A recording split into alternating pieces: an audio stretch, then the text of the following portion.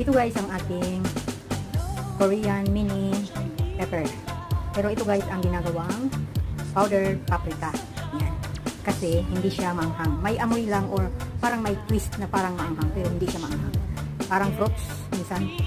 At ito, ilalagay ko sa salad. Pwede naman ito ilagay kahit sa pagluto ng noodles o isama sa ibang gulay. Yan guys. Talagang ganito ang variety niya. Hindi maanghang. Ito ang ginagawang powder na nilalagay sa kimchi. Kimchi. Correction please. Paprika.